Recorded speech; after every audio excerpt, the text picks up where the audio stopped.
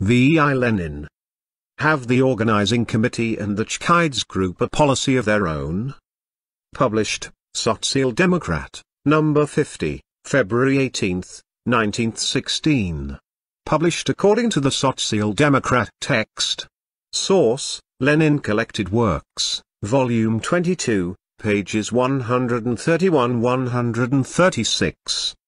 In their magazine, and more definitely in their report to the International Socialist Committee, No. 2 of the bulletin which appeared in German on November 27, 1915, the adherents of the OC attempt to assure the public that the Chkheidze fraction and the OC have a policy of their own, which is completely internationalist and differs from the policy of National.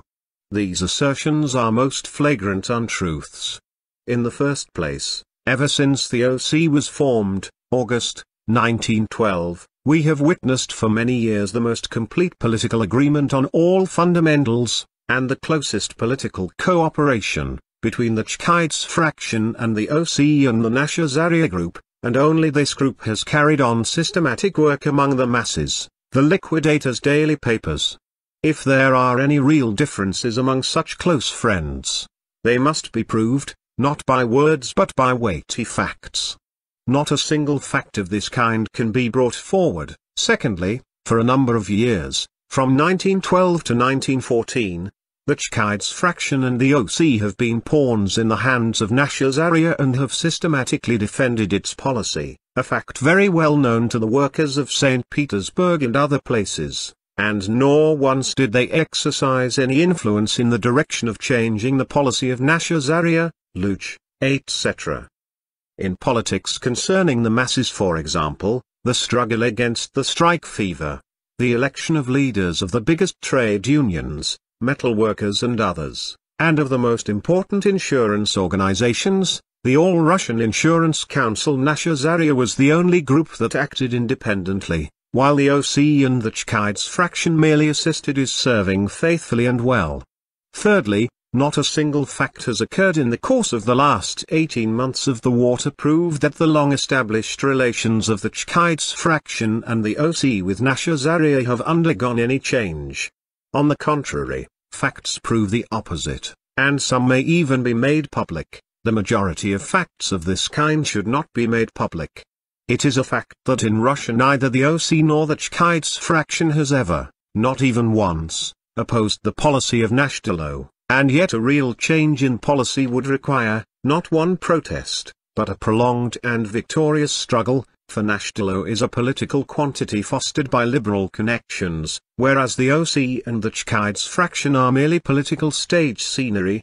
It is a fact that Utro and Utro, which wholly and entirely pursue the policy of National, even outwardly demonstrate their political proximity to the Chkheidze fraction and speak in the name of the entire August bloc.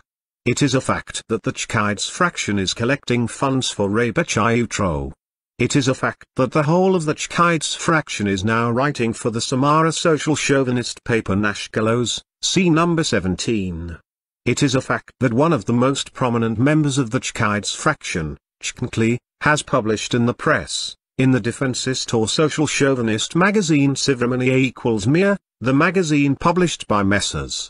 Plekhanov and Alexinsky, declarations of principles in line with those of Plekhanov, National, Kautsky and Axelrod. We quoted Chkheidze's declaration a long time ago, and yet neither the adherents of the OC, their magazine, nor Trotsky in his Nash Slav have dared to defend this declaration, although they defend and advertise the Chkheidze fraction. Fourthly, direct political statements in the name of the whole of the Chkheidze fraction and of the whole of the OC prove our assertion. Take the most important pronouncements, which have been reprinted in the OC's magazine, the Declaration of Chkheidze and Company and the Manifesto of the OC. The point of view of both these documents is identical, the position they both take is the same.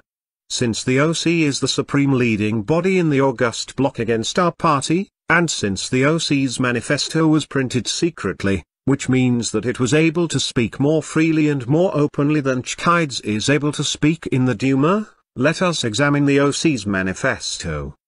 It is interesting to note, by the way, that this manifesto has already been the subject of controversy in the German Social Democratic press, in the Bern Social Democratic paper. A contributor to that newspaper described the manifesto as patriotic.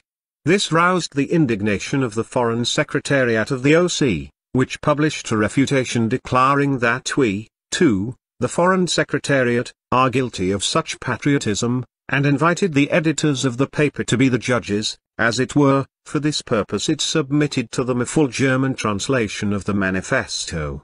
We must add that the editors of this paper are notoriously partial to the OC and give it publicity. What did these editors, who are partial to the OC, say? "We have read a manifesto issued by the OC," said the editors, number 250, "and we must admit that the text may undoubtedly give rise to misunderstanding and impart to the whole a meaning which was perhaps alien to the authors of the manifesto." Why did not the adherents of the OC reprint in their magazine this opinion of the editors, whom they themselves had invited to act as judges? Because it is the opinion of the friends of the OC who publicly refused to defend the OC. The opinion was written with exquisite diplomatic courtesy, which makes it particularly evident that the editors desired to say something pleasant to Axelrod and Martov. But the pleasantest thing they could say is, perhaps, only perhaps. The OC did not say what it meant to say, but what it did say may undoubtedly give rise to misunderstanding. We strongly urge our readers to read the OC's manifesto, which is reproduced in the Bundesbulletin, number 9.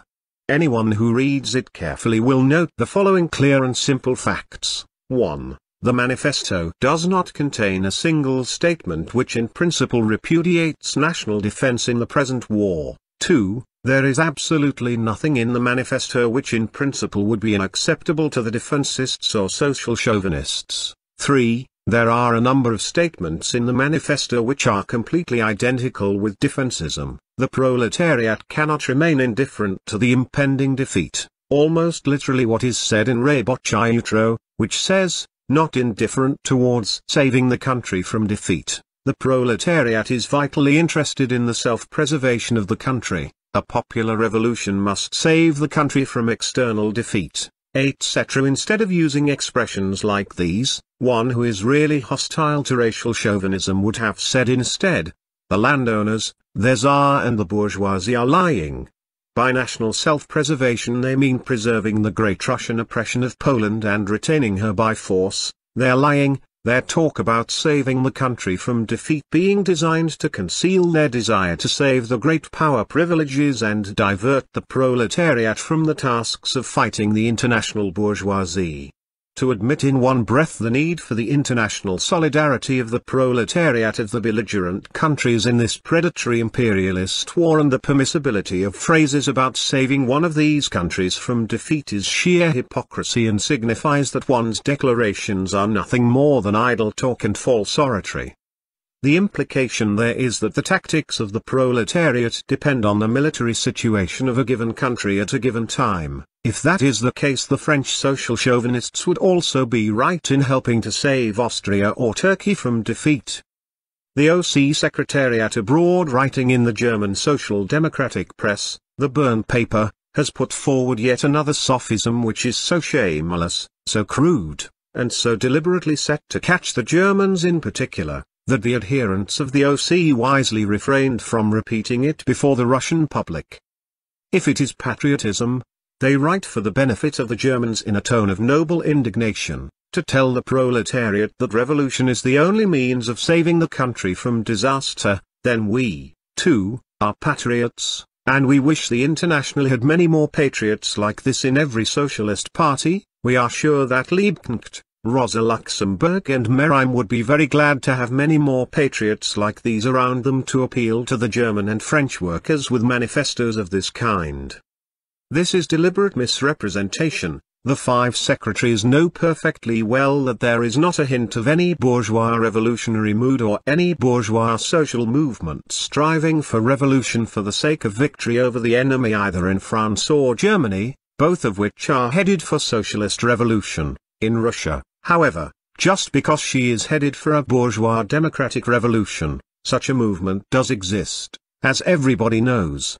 The 5 secretaries are trying to deceive the Germans by an amusing sophism. The OC and Chkheidze and company cannot be revolutionary chauvinists in Russia, they argue, because in Europe a combination of revolutionism with chauvinism is an absurdity. Yes, in Europe it is an absurdity. In Russia, however, it is a fact. You may reproach the Prozif crowds for being bad bourgeois revolutionaries. But you cannot deny that in their own way they combine chauvinism with revolutionism. The July conference of the Narodniks in Russia. Nashtilo and Rabochye Utro wholly and entirely take the position of the Prozifists in this respect. They, too, combine chauvinism with revolutionism. The Chkheidze fraction, in its declaration, pages 141 to 43 of the OC's magazine, took up the same position. Chkheidze uses the same chauvinist phrases about the danger of defeat, and if he admits the imperialist character of the war, stands for peace without annexations, the general tasks of the entire international proletariat, the struggle for peace, etc., etc. So does Rabochye Utro, and so do the petty bourgeois Russian Narodniks. In this very magazine of the OC, on page 146, we read that the petty bourgeois Narodniks have admitted the imperialist character of the war, have adopted the demand for peace without annexations, and have admitted that socialists, the Narodniks as well as the Rabochye Utro wish to be known as socialists, must strive for the speedy restoration of the international solidarity of the socialist organizations in order to stop the war, etc. The petty bourgeois Narodniks resort to all these phrases to camouflage the slogan of national defense, which they have openly advanced, whereas Chkheidze, the OC, and Rabochye Utro pass off this slogan in the guise of save the country from defeat. The sum and substance of the whole thing is that Chkheidze and the OC have poured out a string of revolutionary phrases, which commit them to nothing and which in no way hinder the practical policies of the Prozifists and the Nationalists, but they have hushed up these policies. In one way or another they support participation in the war industries committees. Fewer phrases about revolution, gentlemen, and more clarity, straightforwardness and honesty in the practical policies of today. You promise to be revolutionaries, but just now you are helping the chauvinists, the bourgeoisie and Tsarism, either by openly advocating that the workers be represented in the war industries committees, or by tacitly defending those who participate in them by refraining from fighting them. Martov may regale as much as he likes. Trotsky may shout against our factionalism, concealing with these shouts an old trick of Turgenev's hero, his own, no doubt non-factional, expectations that someone in Chkheidze's fraction is in agreement with him and swears that he is a left, an internationalist, etc. But facts remain facts. There is no shadow of serious political difference not only between the OC and the Chkheidze fraction, there is none even between these bodies and Rabochye Utro or Prozif. That is why in practice they are together in opposing our party, in supporting the bourgeois policy of workers participating in the war industries committees, and are together in siding with the non-party workers and the Narodniks. The verbal reservations and vows of the foreign secretaries that they disagree remain idle phrases, which affect the real policy of the masses as little as the vows of Sudicum, Legion and David that they are for peace and against war absolve them of chauvinism.